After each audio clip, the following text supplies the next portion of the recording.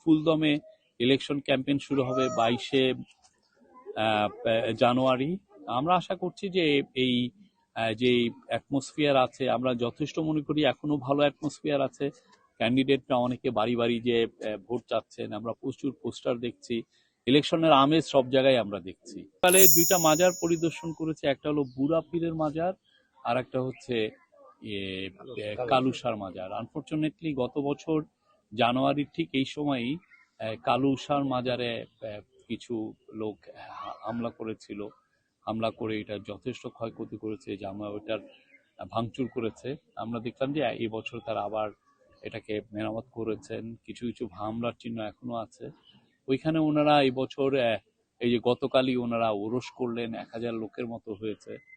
তা আমরা এই গভর্নমেন্টের তরফ থেকে সবার কাছে একটাই মেসেজ, যে বাংলাদেশ সম্প্রীতির দেশ, সবাই মিলেই আমরা, আমি একজন, আমার এক বাংলাদেশ, উনার এক বাংলাদেশ, আপনার বাংলাদেশ, সবার বাংলাদেশ মিলেই বাংলাদেশ। আমার বাংলাদেশকে আপনার যেমন রেসপেক্ট করা উচিত, আপনার বাংলাদেশকেও আমার রেসপেক্ট করা উচিত। আপনার মত, পথ, ধর্ম, বর্ণ সবাই রেসপেক্ট করা উচিত। আপনিও আমার মত, পথ, ধর্ম, বর্ণ, আমি যদি কোনো সেক্টের মেম্বার হই সেটাকে আপনার করা উচিত। আপনার ওইখানে যেতে ভালো লাগে না, যাবেন না, কিন্তু ওইটাকে বিরুদ্ধে ঘৃণা ছড়ানো, ওইটাকে অ্যাটাক করা, এটা তো খুবই ভয়ানক রকমের গর্হিত কাজ। আমরা এটা নিন্দা জানাই। আমরা আমাদের সর্বোচ্চ চেষ্টা করছি এগুলো যতদূর পারা যায় এটাকে ঠেকাতে, এটাকে এই সমস্ত ফোর্সকে রেজিস্ট করতে। তো তারপরে অনেকগুলো ঘটনা ঘটেছে, আপনারা দেখেছেন, বেশ কিছু মাজারে অ্যাটাক হয়েছে। বাংলাদেশ পীর আউলিয়াদের দেশ, এখানে মাজারে অ্যাটাক হওয়া খুবই আনফরচুনেট, যত চিন্তাই করা যায় না। আপনার পছন্দ হয় না, আপনি যাবেন না, কিন্তু রেসপেক্ট করতে হবে, সবারকেই রেসপেক্ট করতে হবে। সামনে ইলেকশন আসছে, ইলেকশনে আমরা সবাই মিলে যাতে ভালো ভোট দিতে পারি।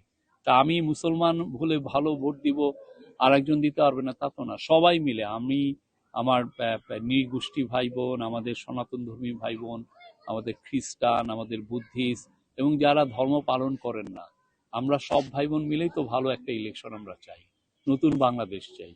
সেইখানে দুইটা ইলেকশন আছে, একটা হচ্ছে যে পার্লামেন্টের ইলেকশন, আর একটা হচ্ছে গণভোট।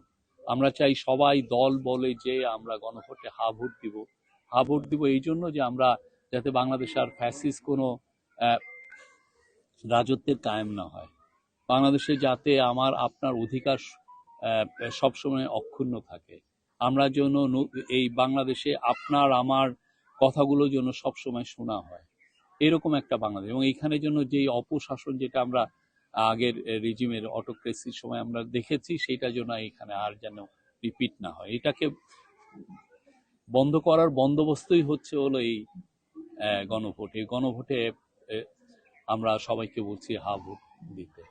আমরা মনে করি খুবই ভালো লেভেল প্লেইং ফিল্ড আছে। ইলেকশনে তো এখন যাচাই বাছাই হচ্ছে যারা ক্যান্ডিডেটের, অনেকে অ্যাপিল করেছেন। তা আমরা ফুলদমে ইলেকশন ক্যাম্পেইন শুরু হবে 22শে জানুয়ারি। আমরা আশা করছি যে এই যে অ্যাটমসফিয়ার আছে, আমরা যথেষ্ট মনে করি এখনো ভালো অ্যাটমসফিয়ার আছে। ক্যান্ডিডেটরা অনেকে বাড়ি বাড়ি যে ভোট চাচ্ছেন, আমরা প্রচুর পোস্টার দেখছি, ইলেকশনের আমেজ সব জায়গায় আমরা দেখছি।